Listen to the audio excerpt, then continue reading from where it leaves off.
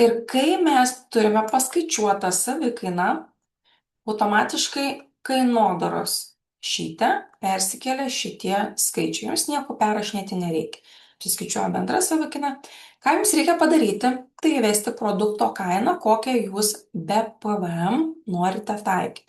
Tarkim, šiam produktui, kurio savikaina yra 52,39 €, mes kainą nustatom 80 €.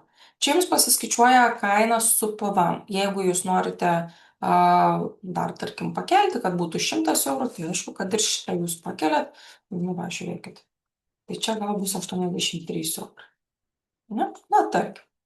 Tai įrašius kainą, jūs matote, kokią kainą su PVM turite taikyti klientui. Jeigu jūs dar nesat PVM mokėtojai, tai tada žiūrite tik tais į šitą stulpelį. Ir automatiškai pasiskaičiuoja pelnas ir pelno marža. Pelno marža yra skirta tam, kad jūs galėtumėte tarpusavyje lyginti, kuris produktas yra pelningesnis. Tai pelno marža parodo produkto pelningumo procentas. Ką toliau reikėtų daryti? Įvesti vidutinę kainą rinkoje. Čia jums reikalingas konkurentų analizės tyrimas.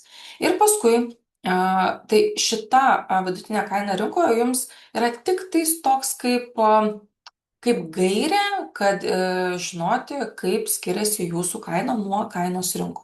Ir tada, kai jūs jau planuosite nuolaidos laikotarpį, čia įvesite, šita man vieta patinka labiausiai, čia įvesite, tarkim, kad norite taikyti 20 procentų nuolaidą ir jūs pamatysite, kokią kainą gauna klientas be PVM ir su PVM, kiek jums lieka pelno po nuolaidos ir kaip sumažėja jūsų produkto pelningumas. Žiūrėkite, įvedžiau 20 procentų nuolaidą ir pelningumas produkto sumažėjo nuo beveik 37 procentų iki daugiau negu 21 procento.